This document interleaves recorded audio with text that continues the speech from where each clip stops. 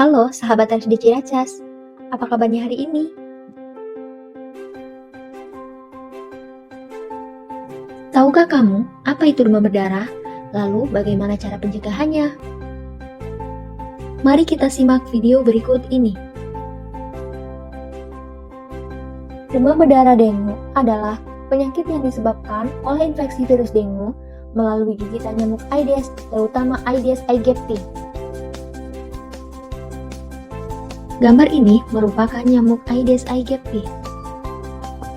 Nyamuk Aedes aegypti memiliki ukuran yang kecil dan memiliki tubuh berwarna hitam dengan gelang putih di sekujur tubuhnya. Ciri-ciri nyamuk Aedes aegypti: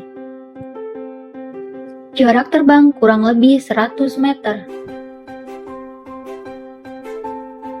Senang berada di air bersih.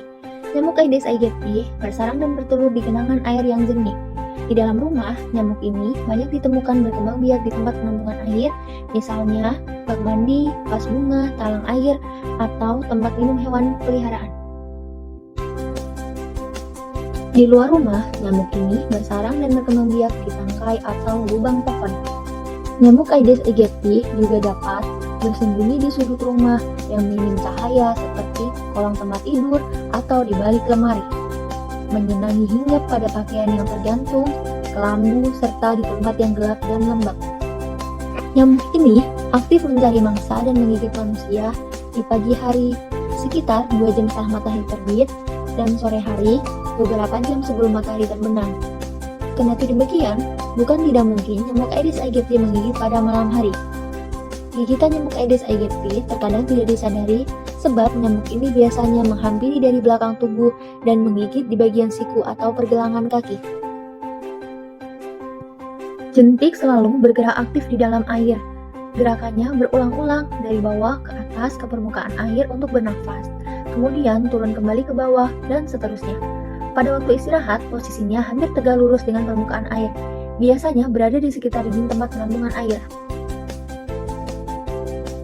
Gejala ringan demam berdarah. Demam berdarah harus dicurigai bila demam tinggi antara 38 sampai 40 derajat Celcius disertai dengan 2 gejala berikut selama fase demam atau 2 sampai 7 hari.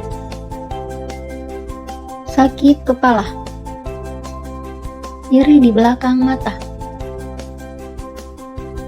nyeri ulu hati, bintik merah pada kulit, kelenjar bengkak, nyeri otot dan sendi, mual, muntah. Jika muncul gejala seperti berikut, maka harus segera mencari dokter. Sakit perut parah, muntah terus-menerus, pernapasan cepat, gusi atau hidung berdarah, darah dalam muntah atau tinja, kelelahan, kegelisahan,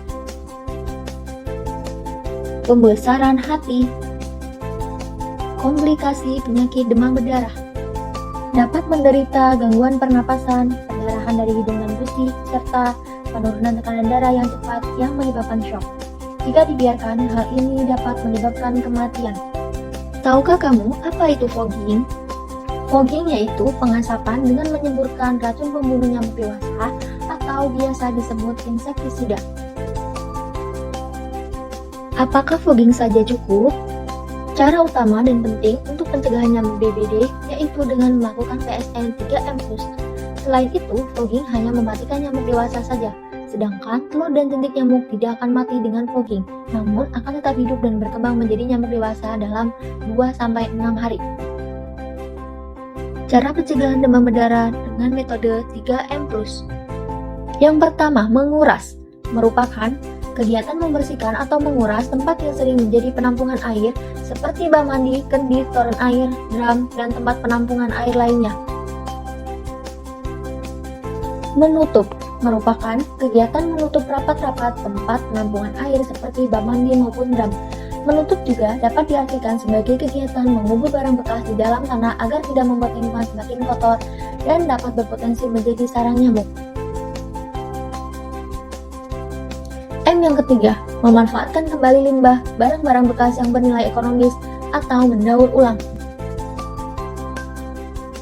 Yang dimaksud dengan PUS-nya adalah untuk upaya pencegahan tambahan seperti berikut. Memelihara ikan pemakan jentik nyamuk, menggunakan obat anti nyamuk, memasang kawat kasa pada jendela dan ventilasi, gotong royong membersihkan lingkungan, periksa tempat-tempat penampungan air. Terus yang selanjutnya adalah meletakkan pakaian bekas pakai dalam wadah tertutup, memberikan alfasida pada penampungan air yang susah dikuras, memperbaiki saluran dan talang air yang tidak lancar, dan menanam tanaman pengusir nyamuk. Sekian informasinya, semoga bermanfaat.